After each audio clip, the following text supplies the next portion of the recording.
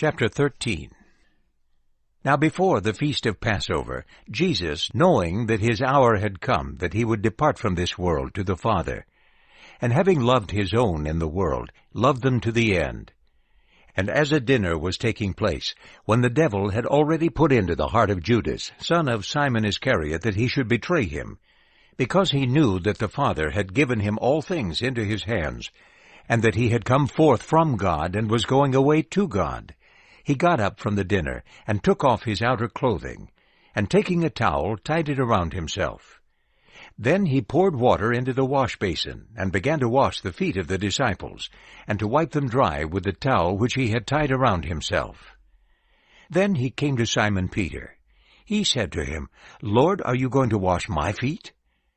Jesus answered and said to him, "What I am doing you do not understand now, but you will understand after these things."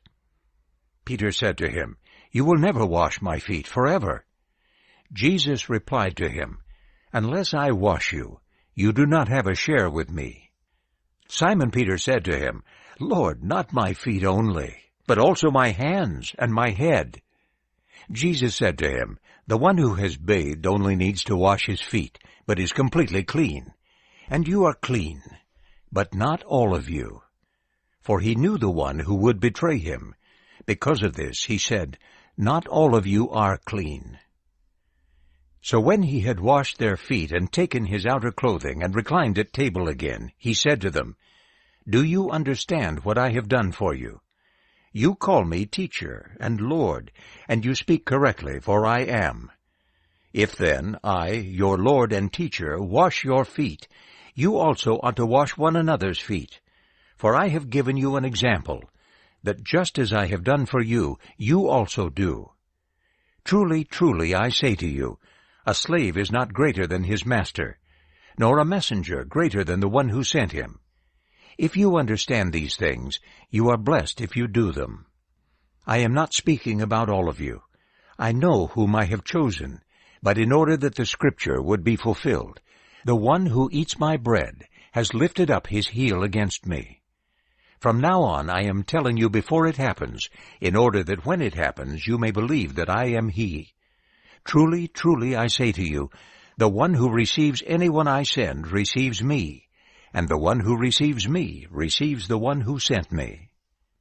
When he had said these things, Jesus was troubled in spirit, and testified, and said, "Truly, truly, I say to you, that one of you will betray me." The disciples began looking at one another, uncertain about whom he was speaking. One of his disciples, the one whom Jesus loved, was reclining close beside Jesus. So Simon Peter gestured for this one to inquire who it was about whom he was speaking. He leaned back accordingly against Jesus' chest and said to him, "Lord, who is it?" Jesus replied, "It is he to whom I dip the piece of bread and give it to him." Then, after dipping the piece of bread, he gave it to Judas, son of Simon Iscariot. And after the piece of bread, then Satan entered into him. Then Jesus said to him, "What you are doing, do quickly." Now no one of those reclining at table knew for what reason he said this to him. For some were thinking, because Judas had the money box, Jesus was telling him, "Purchase what we need for the feast," or that he should give something to the poor. So after he had taken the piece of bread, he went out immediately, and it was night. Then, when he had gone out, Jesus said, "Now the Son of Man is glorified, and God is glorified in him. If God is glorified in him, God will also glorify him in himself, and will glorify him immediately. Children, yet a little time I am with you.